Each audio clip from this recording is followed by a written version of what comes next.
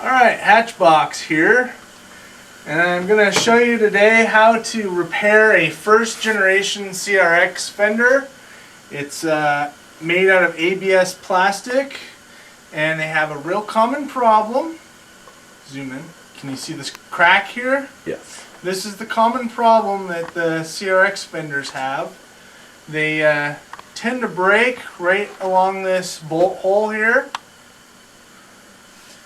And sometimes the fender also breaks at the tabs for the corner light. And I'm going to show you how to rebuild the plastic here. I'm missing the pieces. The first thing you want to do is make sure that if you have any pieces, you should save them. We can glue these pieces back in, and they will be stronger than making a new piece, but the new pieces will also be plenty strong after you're done building it the way I show you. We're also going to be rebuilding the bottom of this fender that broke out, where the screw hole goes, and there's a little section missing here. Thinking about just making a brand new piece. I don't have the piece to glue back in there.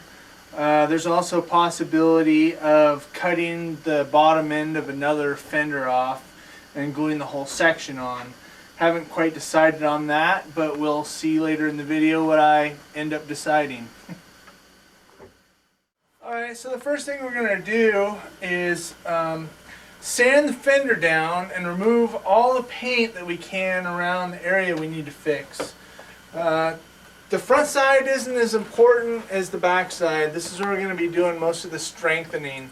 The front side, we are going to glue this back together, but we're not going to have a huge patch on this. It's just going to be a repair, and we want it more cosmetic than actual strength. As I said before, most of the strength is going to be going on the back side.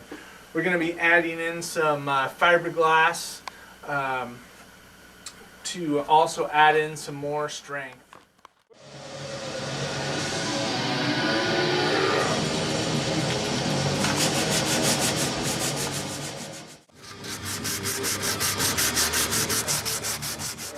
So we've got our rotary rasp in our drill.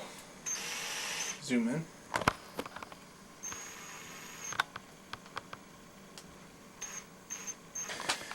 And we've taken an ABS 2-inch pipe and cut it in half lengthwise. Makes it a little bit easier to hold this way. And we're going to take the rotary rasp, the drill motor, and we're just going to grind up shavings here.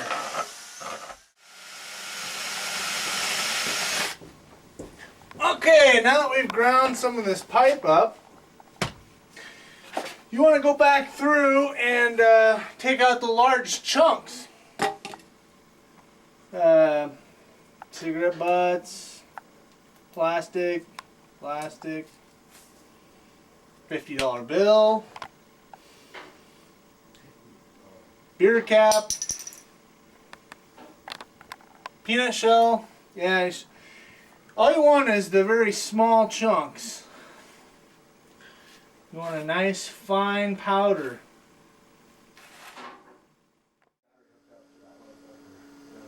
Okay, so now we got our pile ground up, chunks tossed aside. Want to use some good old acetone. You can get this at Ace Hardware, pretty much any hardware store across the United States. Not quite sure if you can get these type of chemicals overseas or not.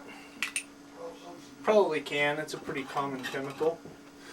Anyways, we're using the ashtray to mix our glue, our resin. I'm using an old brush that we've used before. It's got some plastic in there, so it's going to take a little while to melt.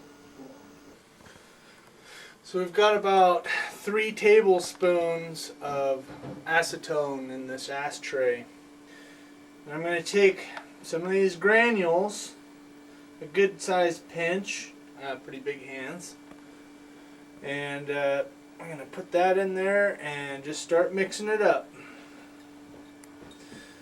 And actually I kind of lied, and the acetone evaporated.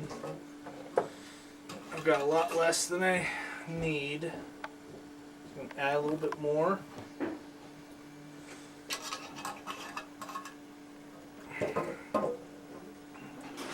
I'm going to mix this up into a paste. This takes a while to mix. So, and I got a little bit more ABS.